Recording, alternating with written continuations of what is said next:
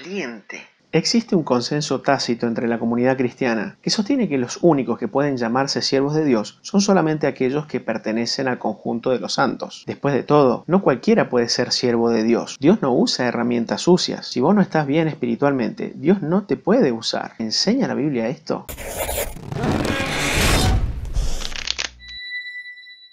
Una de las cosas que más disfrutan decir muchos de los de la familia de la fe es que son siervos de Dios. Y mientras no sea con vanagloria, no tiene nada de malo. De hecho, es una de las más loables aspiraciones que un ser humano puede tener. ¿Ser siervo de Dios es un privilegio exclusivo de los redimidos? En Génesis 26:24, Dios se refiere a Abraham como su siervo. Y está perfecto. Abraham sería el precursor del pueblo de Dios, el llamado padre de la fe, el que no le negó su hijo a Dios, el que creyó, un grande Abraham. ¿O no tanto? En Jeremías 25:9, Dios le dice a Israel que por su desobediencia los haría esclavos de Nabucodonosor, rey de Babilonia. Lo interesante aquí es que Dios llama a este nefasto tirano mi siervo, dado que lo estaría usando para castigar su pueblo por su mal camino. No cabe duda de que el monarca estaría siendo un simple peón en el tablero de ajedrez del Todopoderoso, uno de los más infames personajes que podemos encontrar en la Biblia, representando a una de las ciudades más pútridas del mundo. Simplemente era un siervo de Dios. Josué 11:20 nos demuestra que Dios, queriendo exterminar a los enemigos de Israel, hizo que los gobernantes de los reinos enemigos no aceptaran condiciones de paz con los hebreos, siendo evidente que tales magistrados se convirtieron en siervos que Dios usó para sus propósitos.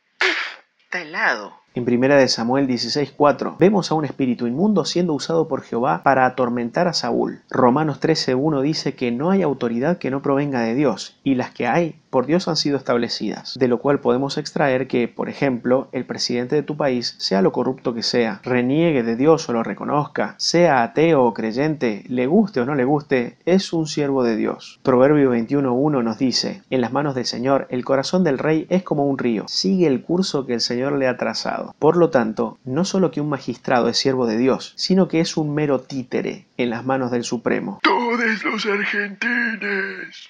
Hechos 4:27 nos enseña que Herodes, Poncio Pilato, los gentiles y los judíos que no creyeron en Jesucristo fueron utilizados por Dios para servir a sus designios. En Hechos 1:6, Pedro expresa que Judas entregó al Señor tal como estaba profetizado de él. Es interesante que Jesús en Juan 6:70 dice que Judas es diablo. Por lo tanto, este es otro ejemplo de cómo un inicuo endemoniado puede servir a Dios. Por cierto, Satanás está al servicio de Dios.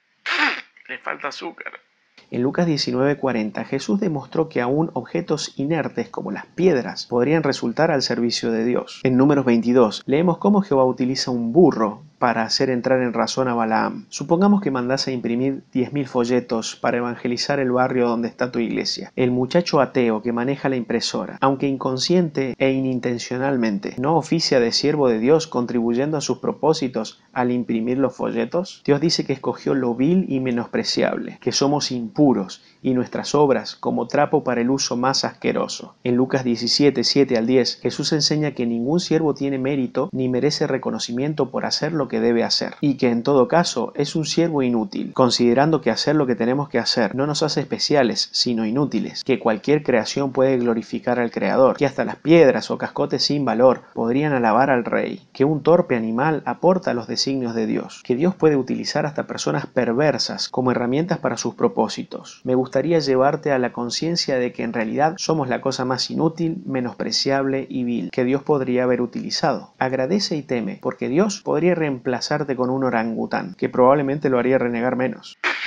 Está redulce. No me malentiendan, no estoy menospreciando a los siervos del Señor. La palabra de Dios nos enseña a estimarlos, reconocerlos, recompensarlos, sostenerlos, imitarlos, obedecerlos, orar por ellos. No estoy hablando de cómo tenemos que ver a otros siervos de Dios. Estoy más bien hablando de cómo tenemos que vernos a nosotros mismos como siervos de Dios. Vimos ángeles, demonios, animales, piedras y hasta impíos en papel de siervo de Dios. ¿Habrá base bíblica para decir que si no estás bien, Dios no te va a usar? ¿Que no cualquiera puede ser siervo del Rey? ¿Sigues sintiéndote muy especial por saberte escogido por Dios para servirle? Pedazo de soquete. Estimado amigo mío, ¿estoy diciendo que Dios usa instrumentos viles? Estoy diciendo que Dios puede utilizar cualquier cosa. Por eso te usa vos, porque sos cualquier cosa, y yo también. Pero una pregunta interesante es, si Dios podría utilizar un orangután para servirle, ¿por qué me usa a mí? Pero ese es un tema para otro video. Chao.